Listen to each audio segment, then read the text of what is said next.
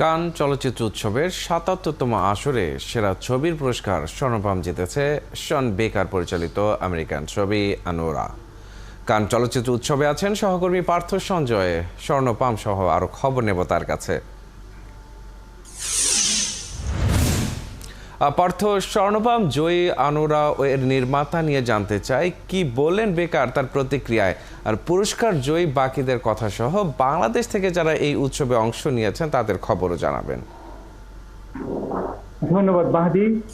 স্বর্ণপাম আসলে যে কন্টেন্ট জন্য আমরা অপেক্ষা করছিলাম সেটি অলরেডি ডান, এবং আপনি যেমনটি বলছিলেন শন বেকারের যে ছবি আনোরা সেটি জিতে নিয়েছে, এবং কানের একটি চরিত্র আছে যে যেই ছবিটিকে আসলে ধরা হয় যে জিততে চলেছে সেটি সাধারণত তার বাইরে গিয়ে কোনো ছবি যেতে, কিন্তু এইবারের আসলে অনুমান যে ছবিগুলো করা হয়েছে কম বেশি তাই জিতেছে। একটা বিষয় খেয়াল রাখতে হবে মাহাদি, এবারের যে বিচারক প্যানেল, সেই বিচারক প্যানেলের 9 জনের মধ্যে 5 জনের নারী।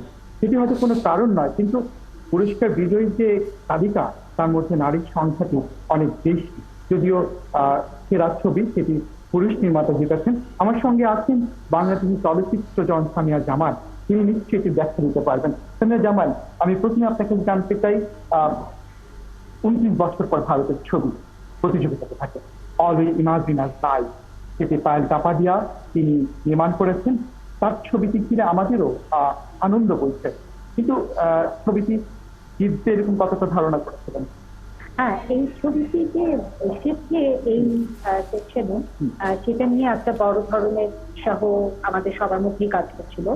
আর এর আগেও আমাদের শুধু ভারত নয়, বাংলাদেশ সহ উপমহাদেশের অন্যান্য দেশে ক্যানের বিভিন্ন সেকশনে এসেছে, কিন্তু এবার এটি কিন্তু মূল পামদরের জন্য ছিল, সেটা নিয়ে একটা আশঙ্কা ছিল। সেটি গ্রাফ ফি, যেটা দ্বিতীয় সেরা পুরস্কার পেয়েছে, অত্যন্ত সম্মানজনক পুরস্কার। এবং পায়েল কাপাডিয়া ক্যানি নতুন নন, তিনি এর আগেও এসছেন এবং বিজয়ীও হয়েছেন। তো তার পুরো টিমকে মূল ছবিটি আপনারা যখন দেখতে মূল চরিত্র যারা অভিনয় করেছেন, অভিনেত্রীরা, এই তিনটি নারী চরিত্রেই খুব উল্লেখযোগ্য। তাদের সবাইকে একসঙ্গে নিয়ে তার যে বিজয়কে উদযাপন করেছি, যেটি খুব সুন্দর ঘটনা ছিল।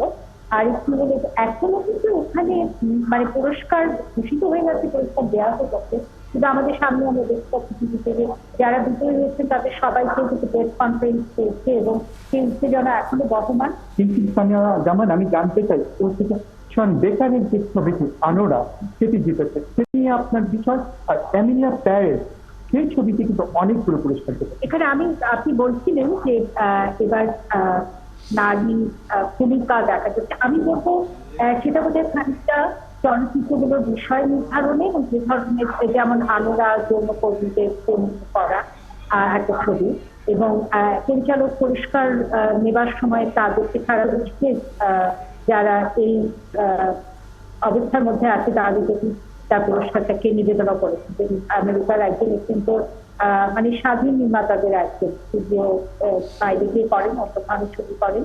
এমিলিয়া পেরেজ, যেখানে বলেন মেক্সিকোর পটভূমিতে ছবিটা করার, যদিও ছবিটি মেক্সিকোতে নির্মাণ হয়নি। না, ছবিটি মেক্সিকোতে নির্মাণ হয়নি, মেক্সিকোর শহরটা ছিল এখানে ব্যাপার। সেখানে মূল অভিনেত্রীরা সবাই, সেই ছবিও একটু অন্য ধরনের একটা জিনিস করতে, যে 4 জন যে মূল নারী এই ছবিতে, তারা সবাই একসঙ্গে সেরা নারী অভিনেত্রী, তারা সবাই